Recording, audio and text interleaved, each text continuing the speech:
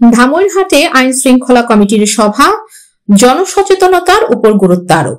নওগাঁ প্রতিনিধি মোহাম্মদ একে নোমানের পাঠানো তথ্য ও ভিডিও চিত্রে দেখুন বিস্তারিত।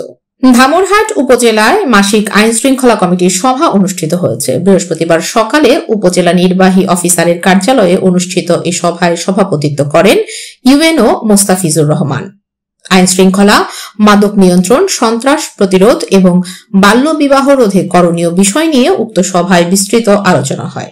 সভায় ইউএনও মোস্তাফিজুর রহমান বলেন, আইন প্রয়োগের পাশাপাশি পলিথিন ব্যাগের ব্যবহার রোধে জনসচেতনতা সৃষ্টি করা জরুরি। তিনি আরো বলেন, অযথা পার্কিং, নিয়ন্ত্রণহীন হেডলাইট ও হর্ন ব্যবহার জনদুর্ভোগের কারণ হয়ে দাঁড়াচ্ছে। এগুলো নিয়ন্ত্রণে জনগণকে সচেতন করা খুবই গুরুত্বপূর্ণ। এছাড়া মাদক ও বাল্যবিবাহ প্রতিরোধে সামাজিক সচেতনতা বাড়ানোর জন্য বিভিন্ন প্রচারমূলক কার্যক্রম গ্রহণের উপর তিনি জোর দেন। এ সময় BGB Bastabar company commander Sultan Khan এবং Kalupara company commander AKM Shafikul Islam সীমান্ত এলাকার আইন শৃঙ্খলা পরিস্থিতি এবং মামলার আপডেট তুলে ধরেন।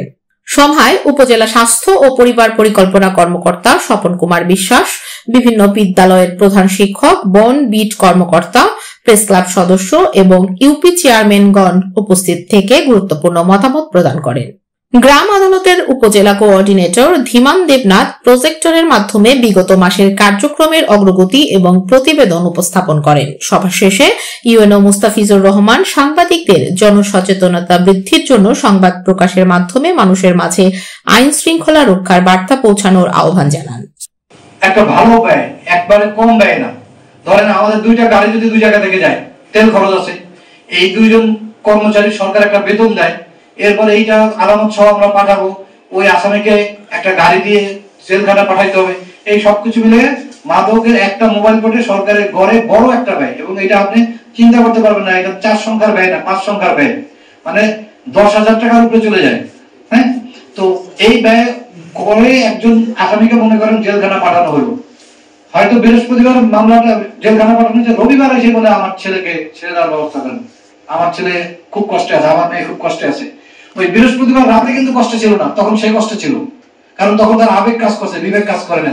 মাঝে মধ্যে কিন্তু মজাও করে, ঠিক আছে? আচ্ছা, কিন্তু শুধুমাত্র আবেগ দিয়ে দেখলে হবে না, বাস্তবতা দেখতে হবে। আমাদের সীমাবদ্ধতার মধ্যে থেকে তাকে যখন আমরা সরকারের এত পরিমাণ টাকা ব্যয় করে একজন অপরাধীকে শাস্তির আওতায় আনবো, তখন আপনি আবেগ দিয়ে বললেই আমরা আবেগে আক্রান্ত হতে পারি না।